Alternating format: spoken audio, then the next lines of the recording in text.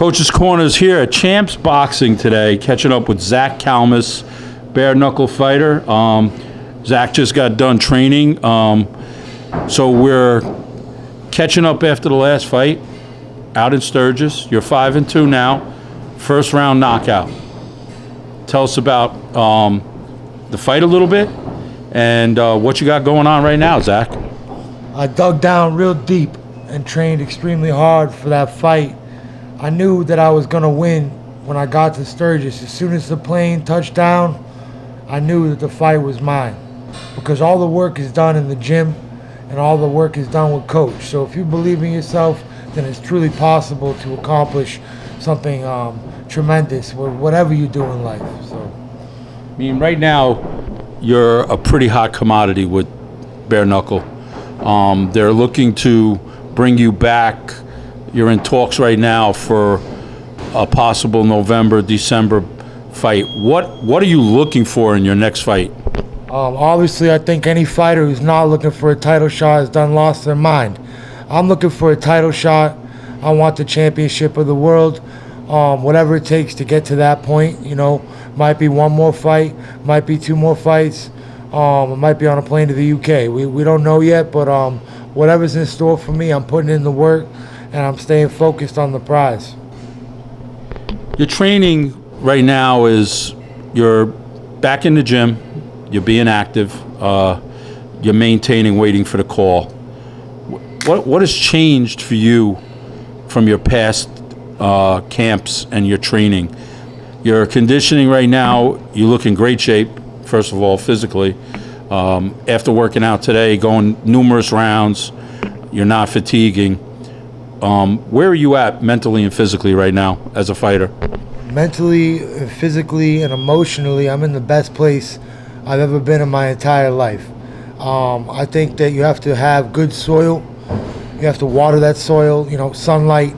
It's kind of like growing a plant. It takes a village to raise a warrior, and I've really locked in on what I want out of my personal and professional life, and those are becoming the same thing. So just every single day, eyes on the prize, getting stronger, faster, and harder, and I know that with those three things, how can I lose? I can't. The experience out in Sturgis was a crazy event. I mean, we had Conor McGregor there. We had the girls fighting for the title fight. 16,000 people out at Buffalo Chip. Crazy, crazy event. What were you feeling when you walked out into that crowd? One word was energy. I felt energy from the people, from the BKFC staff. They kept us fed and watered, and it was a beautiful atmosphere with wonderful people. And I think it was like a rock show. You know, the whole thing was like being a rock and roll superstar. And then, you know, the hard work is done in camp at Champs Boxing Gym. And then I come out there and I perform. So that's the fun part. You know, if you've done all your work, you've dotted your I's and crossed your T's, then everything falls into place the way it should be.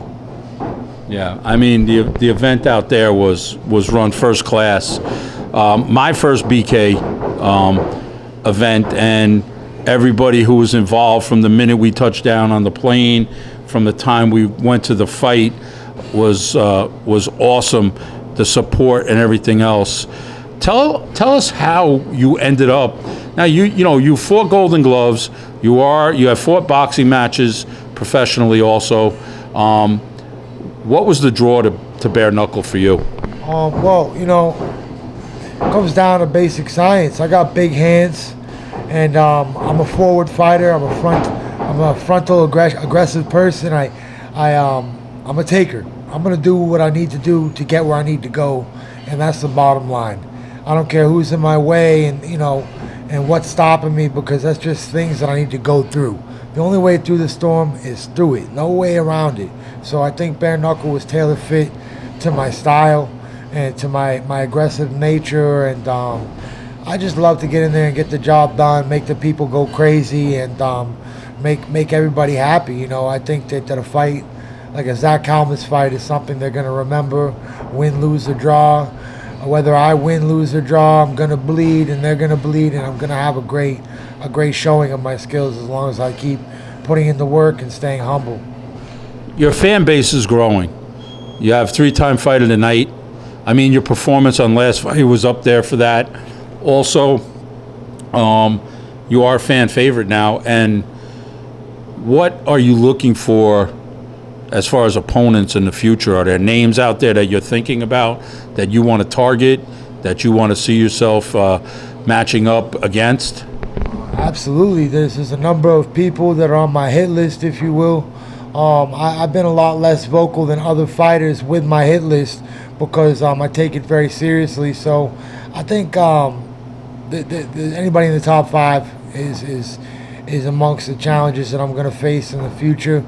That being said, I would fight anyone.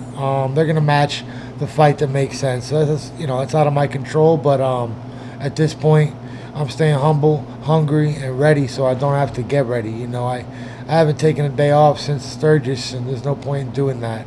The time is now, and it's my time. So they might as well just book me to the UK and give me that #1 contender spot, because I'm going to get the most views with the most entertainment and the most spectacle of violence. They're going to get through me. Yeah. So, you're talking about, staying ready so we don't have to get ready. We came back from Sturgis, took a couple of days off from the victory, to regroup and everything else. But basically, you've been back in the gym. Right away, you're not taking any time off. You're running, you're eating well, you're doing your boxing, you're doing what you need to take this to the next level. After what we saw out there in Sturgis, and not to take away from anybody with bare-knuckle, how do you rate yourself out there as far as a fighter? #1 in the world. I'm #1, because to go from what I went through to get to where I'm at, I have to be #1. If I'm not, I don't see him, because I never was supposed to be in fighting. I was shied away from it from a young age, and I was hurt mentally, physically, and emotionally from many different angles. So I've had everything in life try to deter me from my goals and ambitions and dreams, and I've stayed hungry. Where the focus has grown, the partying has gone out the window. This focus is non-existent. Right now, I'm just a man in his trench. I'm on the battlefield, and I'm ready. I'm ready, because I know the battle's won in every inch, in every mile, in every hour of the game. It's not just in the gym. It's what do I do when I leave here. I said to a friend, I don't look at how a fighter fights only. I look at how they live. What does he do for work? Who does he talk to? Where does he go? It all plays dividend in how they fight. Yeah, I mean, I kind of agree with you. And you've made a lot of changes since I first met you. Let's talk about your team. We got a gentleman, Blake Lacaze, that has been working with you and is part of your team. And I had the opportunity to work with him for this fight. Professional boxer, has fought bare-knuckle. Very, very good IQ when it comes to fighting. Tell us a little bit about Blake and how you and Blake connected and you brought him onto your team. Blake and my friendship were a natural occurrence, just like everything great in my life. It came about in a natural type of way. I didn't go searching super hard to find it. I had a fight with bare-knuckle in Louisiana. I fought Juan Torres 2 years ago, October 1st, and I went out to Louisiana, and I didn't know what to expect of the South, but I'd always wanted to go South. I met Blake at the weigh-ins, and we just made an immediate friendship. I recognized that he was a high-level fighter with a high-level fight IQ and a great coach with a great group of people around them. So I wanted to learn from Blake. I wanted to be friends with him, and vice versa. So it was a very natural friendship. That's my best friend, and he's cornered me in all my last fights, but mainly he's been my friend in life, because with a couple of good people in your corner and that you can depend on, you can really take over the world. It's not about having a bunch of loose ends. It's about having things buttoned down, or having people in the same hemisphere, same mindset of knowing that you could be great. One comment from a great man can replace 100 comments from 10 non-great people. I don't need that. I don't need any disillusion that I'm great or better than I am. I just need the real deal, and that's what I've gotten with Blake. So, Yeah, a big part of the team. And, like, look, I had the opportunity to work with him and work with you for this fight. And I'm a big believer that the team is part of the game, that if the fighter believes in his team and is comfortable with his team, he's definitely going to fight better. He's going to be at ease. And I felt that vibe when we hit Sturgis. And as soon as when Blake got there, it just kind of reinforced that whole vibe going into the fight. We were pretty relaxed. I mean, consider it was 102 degrees that day. And, when we went back there compared to everybody else, we were just kind of, tell us what were you thinking when you hit that locker room that night? I was so grateful to be there again. I think every fight before, you think about a million different things. I'm thinking about the next one. I'm thinking about getting through this process, what I put in work to get in through this process.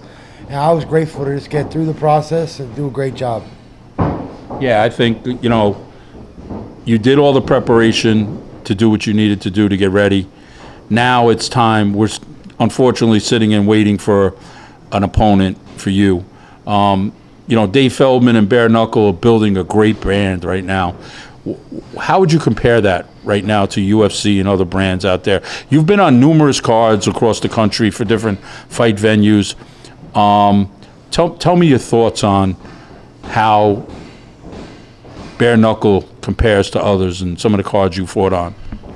I'll put it this way. It's take anything that you've ever seen in your entire life and maximize it. Put it on the highest spectacle, like to a common person that's never seen Bare-Knuckle fighting at Bare-Knuckle Fighting Championship, they'll be blown away. It's not like any other combat sport you've ever seen. It's not like kickboxing. It's not like boxing. It's not like MMA. It's its own brand, and we're our own brand. And I think the fans, they really draw to that. Obviously, we're taking off. It is. It's an exciting event. And, you talk about a brand to experience. And, look, I've been on different levels of fights in different places and been blessed in this. That event, from your fight to all the main event fights, when we were sitting there watching the theatrics, the music, the entrances, the uniforms, the outfits that everybody was wearing, Conor McGregor in the house, totally hyped up attitude, and I would probably put it almost in a wrestling, a WWE type environment, the way everybody came out. Brands, I mean, it was just a crazy event. And you know what? The drone. Drone going all over the place, the bikes revving, a lot of things happening out there. But, one thing I got to ask you, right? And, it's funny. I haven't asked you this. We've been training now a couple of months together. I never asked you where the nickname came from. Where did Shark Attack come from? Who coined you with that? Who was the first? Because that's how everybody knows you. When you were out there, that's how they're talking to you, right? Shark Attack. Shark is in the building. Shark is in the house. This goes back to USA Boxing. I'm gonna shout out my main man Alex Suplavita. Private Jewels Fitness coined me the Shark when I was competing as an amateur from my teens to my early 20s to my late 20s. Golden Gloves, Team New England, went to Chattanooga, Tennessee, went to New Mexico, back to Chattanooga. The best years of my 20s were lived being the Shark Attack, becoming the Shark Attack. But, I got to thank my man Alex Suplavita for dressing me and giving me that nickname, and really showing me how to live life as a competitive athlete. Yeah, shout out to Alex at Private Jewels, one of the better guys in the New England area. Big involvement in not only amateur boxing and professional boxing. One of the good guys out there, has helped us many times, so we definitely want to shout him out, utilizing his gym. So, we're going to kind of wrap this up. You had a good day of training. Tell the people, you're not living in Danbury. You drive to train here. you drive to train at Champs, and which a lot of people, I think, don't understand the fight game is that, look, you got to be uncomfortable to be comfortable, right? We just did an episode on that. You got to be. It takes you 3.5 hours to get here. You're up early in the morning to drive down here twice a week to train. That says a lot about your motivation as a fighter. And, you know, I have to commend you on that because a lot of guys who are around here don't do what you do. But you're focused and locked in. So, you know, we look forward to your next opportunity out there, seeing you fight again. Kind of tell everybody where we can find you on social media. They want to hit you up. They want to talk to the Shark. Yep. You know, let them know where we can find you. Listen, this game is full of guys that work hard and there's some that don't. But you'll know the difference when you see me fight. I'm the Fight of the Night King. I train with the best coach in the entire world, Coach Dave, at Champs in Banbury, AJ Galante's gym. And let me tell you something, why I drive is because it's worth it. If you want to be the best, you have to train with the best, and there ain't no way around that. There are certain things that a great coach, like, will pick up on. Coach's Corner very literally will pick up on, why'd you do it that way, do it this way. Like, there were things that I was doing that I would never notice and never ever correct and never go back to the drawing board and make right. Like, you see how I made light work of my last opponent? It was because we put in the work in camp for the game plan. There wasn't one thing I did in that fight that Coach Dave didn't set for me. You know, that's how it was. It's Belichick and Tom Brady working like that. Yeah, you know, teamwork makes the dream work. We got a good team. You know, we have the facility. You know, Champs Boxing in Danbury, AJ Galante. Without this facility, we're not putting fighters out. You know, and you're just one of the fighters coming out of here right now who's putting in the work, and we're starting to see the outcome. We're excited to see you on your next event. Hit us out with your social media real quick. Zach Calmus the Shark. That's Zach Calmus the Shark. Please add me up on Instagram. You know, these days things are moving so fast. If you got a friend who's an athlete and trying to make money competing, support that man, support that woman. This is not easy. And social media is how we make our money. So please hit that like button, subscribe to Coach's Corner. You know, this man Dave is changing athletes' lives. And when you change someone's life for the better, you can't put a number on that. You can't put a financial number on that. That's from the heart. Yeah, I appreciate the kind words, Zach, but you know what? You're putting in the work too, and, you know, you're bringing a lot to the table here, you know. We're just making it better together, you know what I'm saying? So I look forward to getting ready, you know, hopefully to hear a call soon from you saying where you're going to fight. We want to shout out to Bare-Knuckle Fighting. You know, without them, we're not here. That's right. Dave Feldman running a great organization out there. All the people, don't want to overlook anybody, but there's just so many good people in his organization putting on great shows. They have some great events coming up. Keep an eye out. Go to their Instagram. You can check me out on Instagram at Coach Dave Champs Boxing, Coach's Corner, Coach Dave CT on YouTube. And train hard, train smart, and we'll see you in the next round.